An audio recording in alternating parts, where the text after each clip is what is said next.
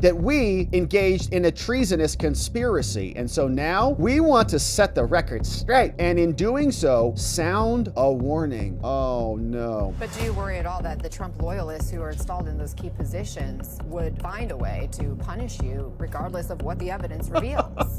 Well, I guess what a great question. Did President or could President Biden have won the 24 election, sir? Were you paid $4 million for that campaign?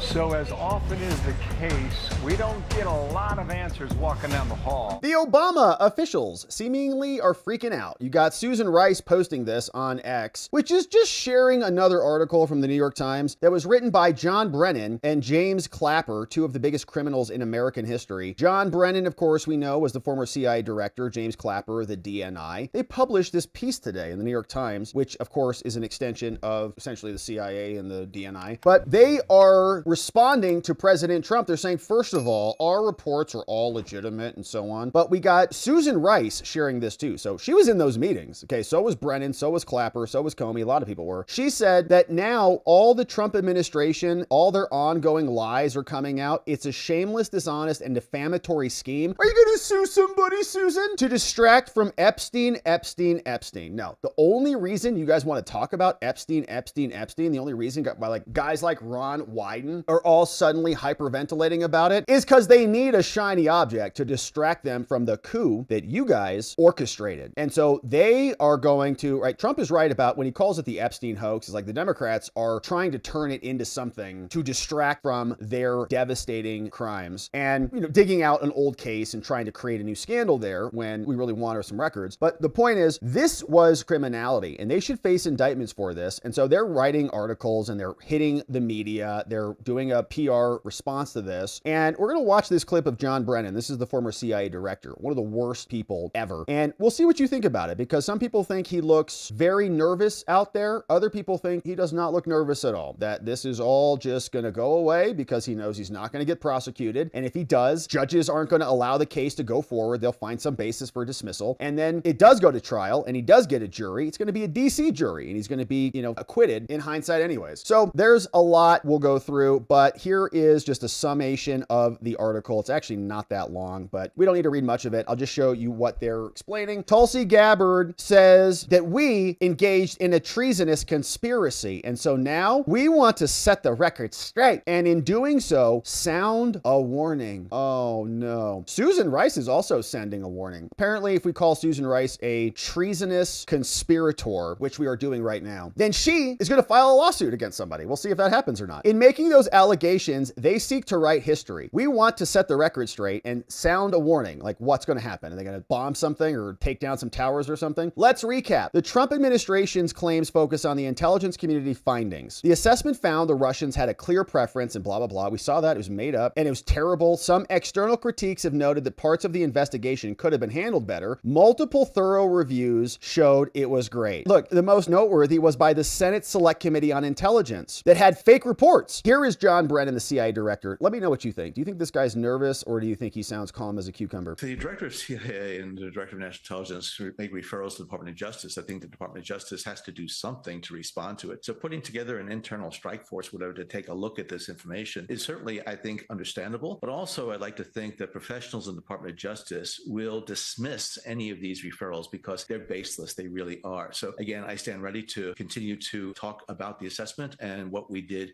during that period of time. He sounds a little nervous to me. I've seen a lot of John Brennan here. We've watched a lot of his disgusting face on Jen Psaki's show. And he sounds like he's talking a little extra fast today. And he's also pointing to an unfortunate truth here is that large portions of the DOJ and FBI and of course the judiciary are out of our control completely. Not in Pam Bondi's control, not in Kash Patel's control. These are massive agencies with a ton of secret sleeper cells inside. No conspiracy, and we continue to stand behind what it is that we have said publicly. But do you worry at all that the Trump loyalists who are installed in those key positions would find a way to punish you regardless of what the evidence reveals?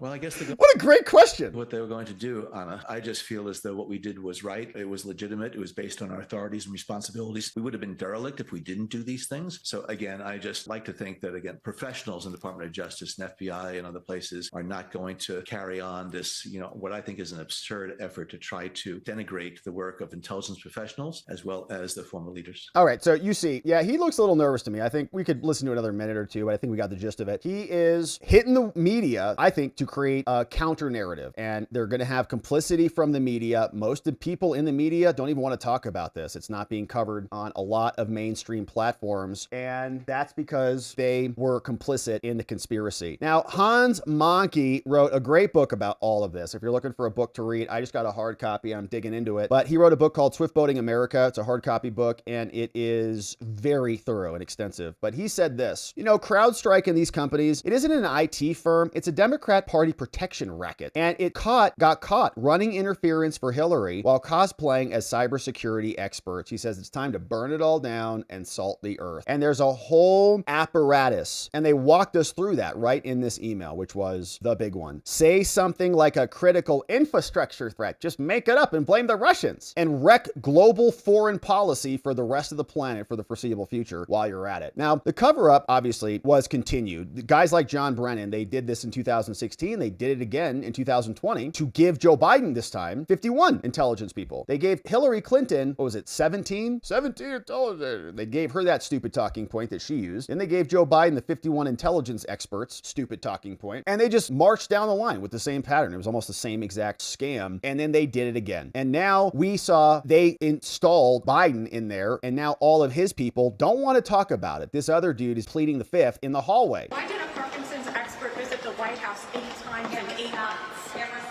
Did President or could President Biden have won the 24 election, sir? Who was the leader of the Democratic Party? Were you paid $4 million for that campaign?